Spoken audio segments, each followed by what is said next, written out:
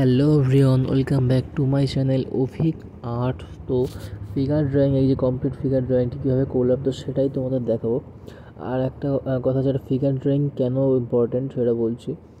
Suppose যারা এখন beginner artist, begin একদম প্রথম দিকে আঁকা শিখছো, তাদের ফিগার ড্রয়িং প্র্যাকটিস আবশ্যক। কারণ এই ফিগার ড্রয়িং খুবই ইম্পর্ট্যান্ট।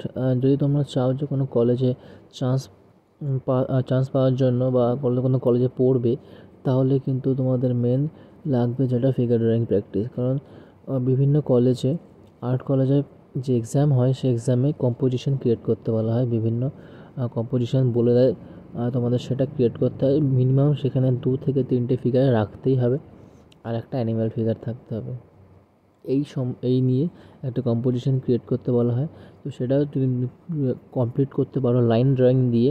তাহলে তোমার যদি লাইন ড্রয়িং ভালো হয়, তাহলে তুমি পাস করবে, তারপরে একটা ইন্টারভিউ, তারপরে তোমার কলেজে চান্স পাওয়া। তো আমি ইন্ডিয়ান আর্ট কলেজে পড়ি, যেটা ফুল নাম হচ্ছে the Indian college of arts and ক্রাফটম্যানশিপ। তো যাই হোক, এই জন্য বেশি করে ফিগার ড্রয়িং প্র্যাকটিস করো। ফিগার ড্রয়িংয়ের যে অনেক সঠিক মাপ থাকে সেগুলো জানা দরকার, নাহলে ফিগার ড্রয়িং করা ইজি হয় না, কঠিন হয়ে দাঁড়ায়। মাপ ভুলভাল হয়, মাপ ভুলভাল হলে কিন্তু কলেজে চান্স পাবে না, বা ভালো চান্স না পাওয়ার চান্সই বেশি। তার জন্য খুব পরিমাণে প্র্যাকটিস করতে হবে ফিগার ড্রয়িং। তো কীভাবে করছি তোমরা সেটা কমপ্লিট দেখো, খুব বেশি সময়ের না, 7 মিনিট হয়তো। তো ফার্স্ট অফ অল এইরকমভাবে একটা পজিশন গঠন করে নাও, যেই পজিশনটা তুমি করবে সেই পজিশনটা প্রথমে গঠন করো, তারপরে তার উপর লাইন ড্রয়িং করো। তো পুরো প্রসেসটাই আমি তোমাদের দেখাচ্ছি। তোমরা ভালোভাবে স্কিপ না করে যদি দেখো, তাহলে তোমরা বুঝতে পারবে কীভাবে লাইন ড্রয়িং করে আর কীভাবে ড্রয়িংটা শেপ, ফার্স্ট অফ অল যে শেপটা থাকে, তো ফিগারের বিভিন্ন শেপ বা বিভিন্ন পজিশনে ফিগারগুলো থাকে, সেই পজিশনটা গঠন করে নেওয়া, তারপরে লাইন ড্রয়িং। তো ভুল কিন্তু সবসময় হতে থাকে, সেই ভুলটাকে বারবার দেখতে হবে আর বারবার সেটাকে ঠিক করতে হবে। ভুল ড্রয়িংয়ে হবেই, এটা কোনো বিষয় না।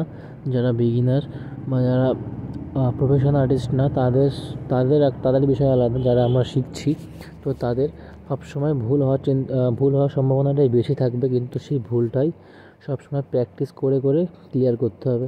তো সবাই প্র্যাকটিস করো, আমিও প্র্যাকটিস করছি বিভিন্ন ড্রয়িং আর্ট কলেজে। আর যারা যারা চ্যানেলটিকে সাবস্ক্রাইব করোনি তারা অবশ্যই সাবস্ক্রাইব করো। তা আর্ট কলেজে চান্স পাওয়ার জন্য কীভাবে প্র্যাকটিস করতে হয়, সেই হেল্পটাও আমি তোমাদের করতে পারবো, কারণ আর্ট কলেজে পড়ছি। আর বিভিন্ন রকম আর্ট কলেজের যেগুলো শেখায় সেগুলো তোমাদের দেখাবো। তার জন্য চ্যানেলটিকে অবশ্যই সাবস্ক্রাইব করো, আর ভিডিওটি পুরোপুরি স্কিপ না করে দেখো, প্র্যাকটিস করো। তো এই যে তোমার মেন পজিশনটা গঠন করলাম, তারপরে সামান্য মাপ ভুল থাকতে পারে, তার জন্য মাপটাকে সঠিকভাবে করে নেবো, তারপর লাইন ড্রয়িং করব। এইভাবেই ফিগার ড্রয়িং করে। বিভিন্ন ফিগার ড্রয়িং খুব বেশি কঠিন হয় না, শুধুমাত্র সঠিক নিয়মে প্র্যাকটিসটা করলেই হবে। তো তোমরা দেখো আর প্র্যাকটিস করো। যারা যারা চ্যানেলটিকে এখনও সাবস্ক্রাইব করোনি তারা অবশ্যই সাবস্ক্রাইব করো। তো দেখা হচ্ছে ভিডিওর শেষে।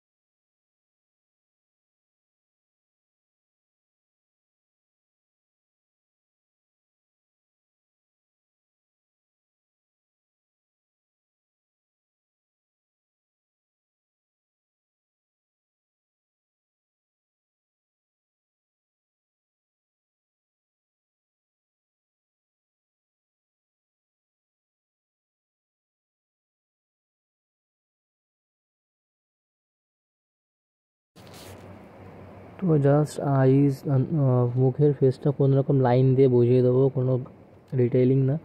আমি জাস্ট দেখাচ্ছি যে কীভাবে একটা ফিগার ড্রয়িং করে সঠিক মাপ থাকে। তো মাপের জন্য কিছু কিছু সময় হাত বা পা কিছু ছোট বড় বোঝাতে হয় কম্পোজিশন পার্সপেক্টিভ বা বোঝার জন্য। কোনো একটা হাত ছোট হচ্ছে দেখা যাচ্ছে, আবার একটা হাত মনে হচ্ছে একটু বড়, কারণ এই কারণটা এটাই যে কম্পোজিশনে তোমার পার্সপেক্টিভ ঠিক রাখতে হয়, দূরের কাছে জিনিসটা ঠিক রাখতে হয়। তো ড্রয়িংটা তোমাদের কেমন লাগলো অবশ্যই কমেন্ট করে জানাও, ভালো লাগলে অবশ্যই লাইক শেয়ার সাবস্ক্রাইব করো। তো দেখা হচ্ছে পরের ভিডিওতে, ততক্ষণের জন্য গুড বাই।